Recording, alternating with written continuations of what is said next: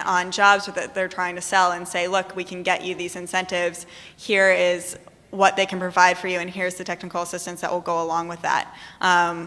So I think that that's an added benefit that I'd love to see all of you using. Great. Thank you very much, Chris and Emma.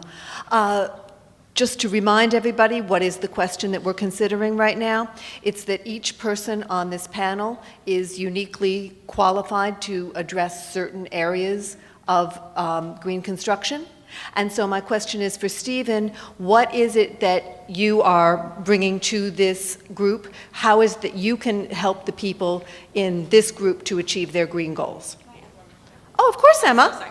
I just also want to mention that we have 100% reimbursement for all Building Performance Institute certified courses that are taught through CUNY in the Bronx that include building analyst and those sorts of things. So if you're interested in getting more into doing energy audits and those sorts of things, you can get 100% reimbursement on tuitions, which are in the $2,000 range. So great, great, thank you. Stephen.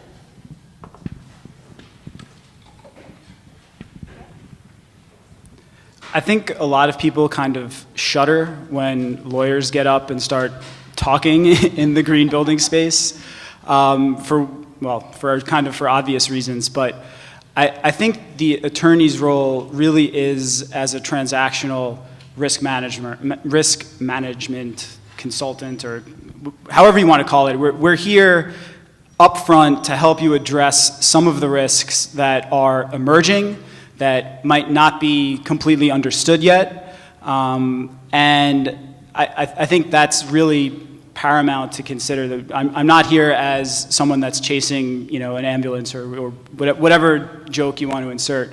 But there's no question that green building offers rewards, but I don't think those rewards come without risks. I think Chris was talking about the project in Brooklyn that was advertising itself as green. Well, if you're a broker and you've got ads all over the place talking about the green features of this condo development, but it actually isn't green, could that be actionable? Maybe. In a horrible economy like this, where litigation is always on an uptick, I think you really have to be careful, whether you're a broker or an architect or an owner. On the owner side, the opportunities are, certainly with leasing. Could you look at your leasing documents, at your portfolio, and try and capture savings that may boost your net operating income, increase asset value? Those types of opportunities are there, but again, it's in the transactional context. It's not litigation. It's not me being up here talking about all the nasty lawyer things that you don't want to hear me talking about. The one point I wanted to mention just about legislation and regulatory activity generally is there's a lot of it taking place. It's happening really quickly. If we had this panel 2 weeks ago, we wouldn't be talking about the Greater Greener Buildings Code. Is that what it's called? There's too much alliteration that makes no sense. But the pace is so fast, and if you're not on top of it or your attorney's not on top of it, I think you are at a disadvantage. And so that's one thing as lawyers, I think, is the number one consideration in the green building space is regulatory activity and how quickly it's happening. So I'll pass the mic.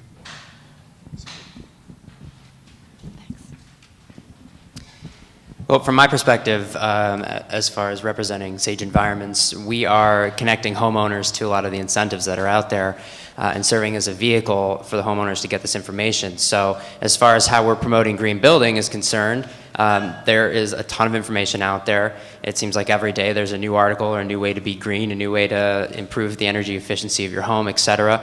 So there needs to be somebody out there that can help you or help the homeowner get connected to what's going on. There's just it's mind-boggling. I learn something new every day, and I'm pretty well-versed in a lot of this. So as far as from our perspective, it's connecting people to the incentives and also helping them avoid falling into the traps of greenwash. I mean, if you paint your room green, doesn't mean you're green. What types of materials are you using? It's really going through creating a plan, a sustainability plan when you're going through a construction project as a residential homeowner, and figuring out what makes sense for you. Does it make sense to be putting solar panels on your house? Are there financial incentives available? It's great to be green, but at some point too, it's the almighty dollar. I mean, I think everybody, if it didn't cost anymore, we'd all be putting solar panels on our roof. So from our perspective, it's really about connecting people to the incentives, what's right for you, and how can we all win.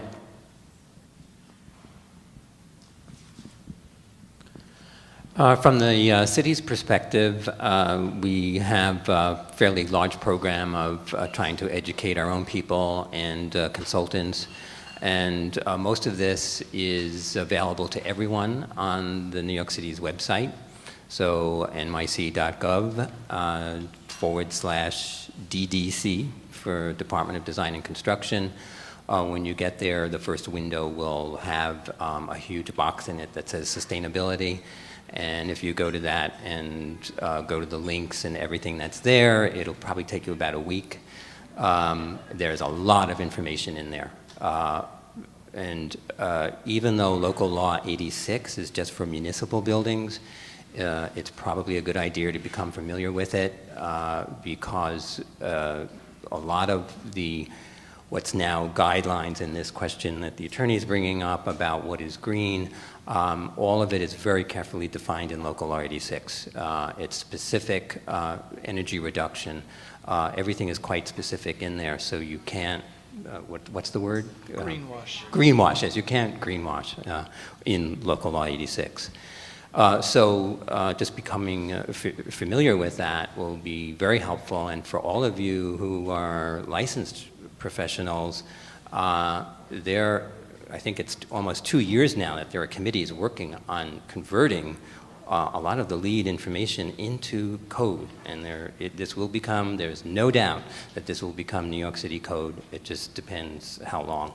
So anyone who's a licensed professional will need to know this. On the site, you will find several manuals that my unit has put forth. This covers lighting efficiency, sustainable sites, geothermal heat pump manual. There's one I'm working on currently, which hopefully will be completed by June, and that's water conservation, which was mentioned a couple of times here. People kind of wonder, why do you have to conserve water in New York City? There's all those huge reservoirs and it rains all the time. But when you think of the energy it takes to move that water around and to clean it in the 14 wastewater treatment plants, it turns out that the highest single entity that produces greenhouse gas emissions is the water treatment plants. So there is a huge reason to start conserving water. And the group that's working on this we have a conference call every Monday because they're in different parts of the country and they're really leaders in their field. And I really urge you to look for that publication when it comes out.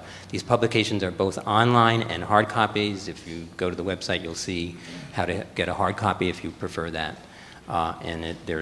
Believe me, there's more than enough information there to get quite educated. Well, how can we help? We are lenders, so if you're an owner, a developer of multifamily property, or happen to represent, you're in a management company, we can help you get financing, get the capital to undertake renovation or new construction of a project that would include efficiencies, energy efficiencies that you're going to benefit from going forward. Being a lender, not all have this particular positive, I think, and that's a level of expertise in construction that will help you achieve energy efficiencies and achieve water conservation. Just a second, the issue with water, it is twice a year, I believe, over the last couple of years, the city's been increasing the water rate. In July